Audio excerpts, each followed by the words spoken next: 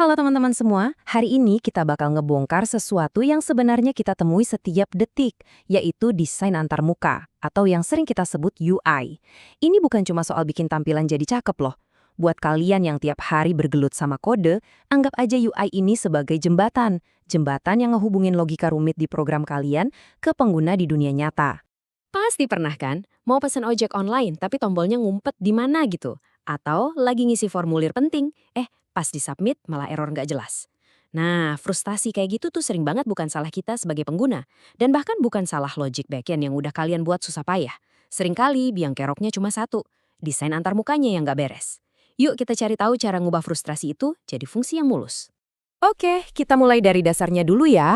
Kita perlu paham dulu sebenarnya apa sih antarmuka itu dan kenapa buat kalian anak-anak informatika hal ini jadi penting banget buat dipahami. Jadi, apa itu desain antarmuka atau UI design? Gampangnya gini, ini adalah proses ngerancang wajah dari sebuah produk digital, entah itu aplikasi, website, atau sistem apapun. Tujuannya bukan cuma biar kelihatan keren, tapi yang paling utama adalah gimana caranya biar pengguna itu bisa pakai produk kita dengan gampang, efisien, dan intuitif. Nggak perlu baca buku manual dulu gitu loh. Nah, ini dia kutipan dari salah satu guru besar di dunia desain, Don Norman. Dia ngomongin soal affordance. Apaan tuh? Affordance itu semacam petunjuk visual yang ngasih tahu kita sebuah benda bisa diapain. Contohnya, tombol yang kelihatannya menonjol itu seolah-olah minta buat ditekan. Jadi ini bukan sekedar hiasan, tapi soal fungsi yang kelihatan. Terus kenapa sih kita harus repot-repot mikirin ini?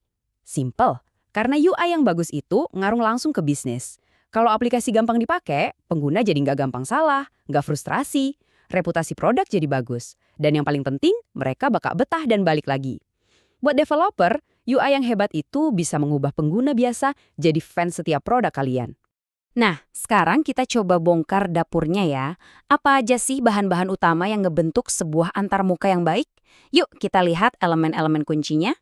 Coba lihat ini, semua aplikasi canggih yang kita pakai itu seringkali dimulainya dari sini loh. Dari sketsa simple atau yang biasa disebut wireframe. Ini bukti kalau jauh sebelum kita mikirin warna dan animasi yang wah, fondasi utamanya itu adalah struktur dan alur. Tiap kotak dan garis di sini punya satu tujuan, ngebimbing pengguna biar nggak tersesat. Anggap aja ini kayak resep masakan. Tata letak itu kerangkanya, warna dan jenis huruf itu yang ngasih rasa dan bikin gampang dibaca. Ikon itu jalan pintasnya.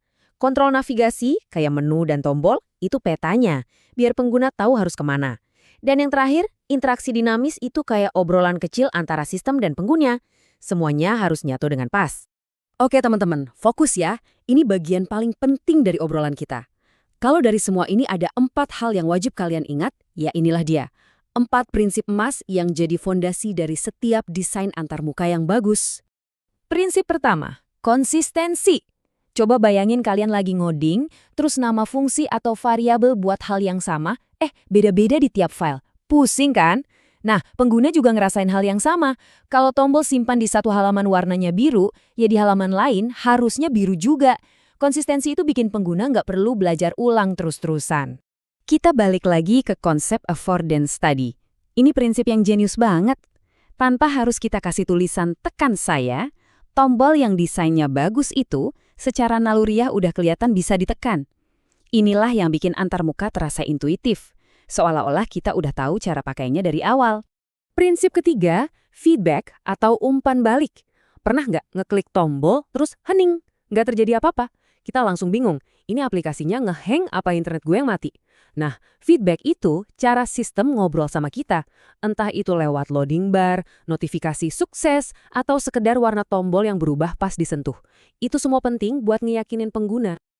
Dan yang terakhir, mapping. Ini soal hubungan yang logis antara aksi dan reaksi. Waktu kita geser tombol volume kekerenan, kita otomatis berharap suaranya makin kencang kan? Bukan malah makin kecil.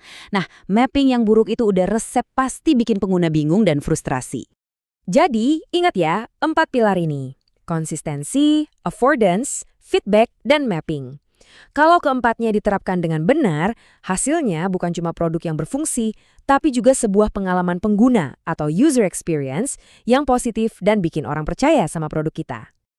Oke, teorinya udah dapat, terus gimana caranya para desainer dan developer menerapkan semua prinsip ini di dunia nyata? Tentu aja mereka nggak kerja asal-asalan, ada prosesnya. Prosesnya tuh kayak gini, selalu dimulai dari pengguna. Kita harus benar-benar ngerti siapa yang bakal pakai produk kita.